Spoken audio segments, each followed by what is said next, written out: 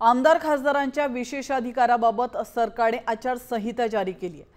मात्र अधिकाऱ्यांनी खुर्चीतून उठून अभिवादन करण्यापासून ते आमदार खासदारांपुढे हुजरेगिरीचे संकेत देणारा हा कोड ऑफ कंडक्ट नेमका काय आपण पाहूयात।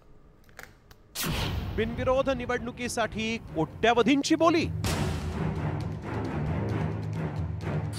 1 कोटीत मिळणार नगरसेवक पद। कुठे लागली नगरसेवक पदाची बोली। नगरसेवक पद विकणय ऐकून आश्चर्य वाटलं असेल ना। मात्र नगरसेवक पदासाठी तब्बल 1 कोटी रुपयांची बोली लागल्याचं समोर आलंय। पुणे जिल्ह्यातील राजगुरुनगर नगर परिषद निवडणूक बिनविरोध करण्यासाठी बोली लावण्यात आली आहे।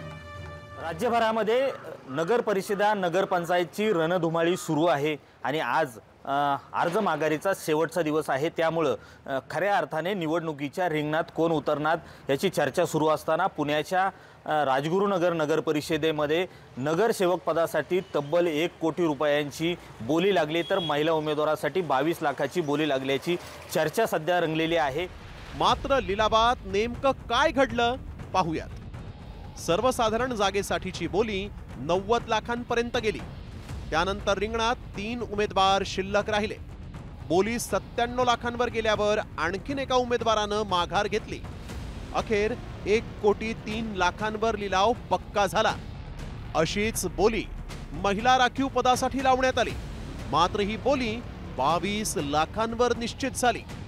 आता गावकरी या लिलावातून जमलेली रक्कम गावच्या विकासासाठी वापरणार असल्याचं म्हटलं जात आहे।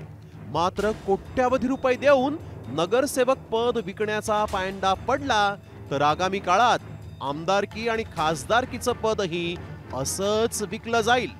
मग पैसे घेऊन निवडणुका बिनविरोध होणार असतील तर हा लोकांच्या मतदानाच्या हक्कावरचा हल्ला असेल आणि पैशातून पद विकली गेली तर मतदान तरी कशाला करायला जायचं। रोहिदास गाडगे, साम टीव्ही न्यूज, जुन्नर, पुणे।